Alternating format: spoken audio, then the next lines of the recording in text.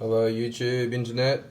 Today I'm doing a video on my snowflake eel. Poor little fella carked it last night. He was very lethargic symptoms. He would let me play with him and pick him up, gasping for breath, all sorts of symptoms like that, losing his slime coat, colour, everything like that. I tried to act quickly. It was a bit too late, unfortunately, but today we'll be doing an autopsy on the eel to find the cause. Now if you look at his body, sorry about the shitty iPhone footage, but you can see there's a large kind of swelling lump before his anal region.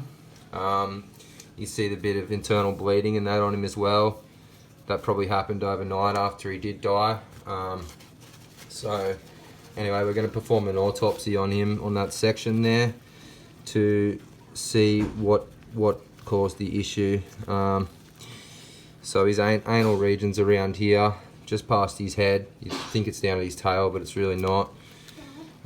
So we'll just cut him open now and have a look what the cause was. So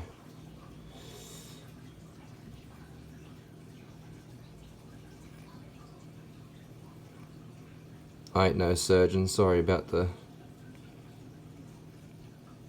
very bad incision there. So open him up.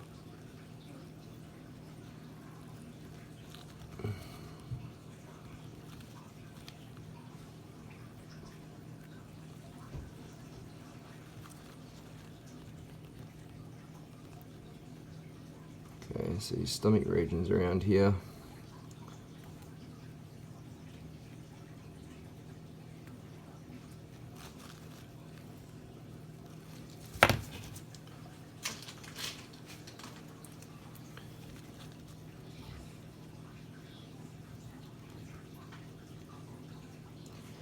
I believe it was a blockage of a food he's eaten. He obviously couldn't get it through. It's more like constipation. And he's ended up with a bit of a septic infection.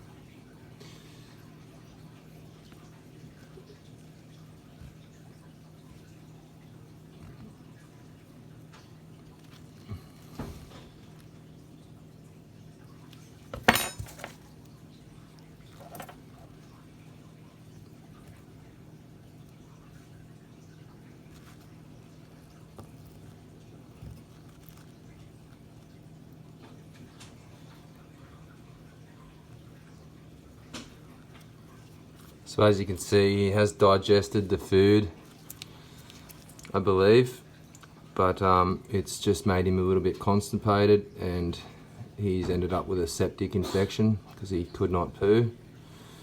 And the result of that is he didn't feel very well and unfortunately passed. So I believe Epsom salts will help with this. Just don't want any more eels to suffer the same consequence. So if you do notice something, get onto it ASAP. Thanks for watching.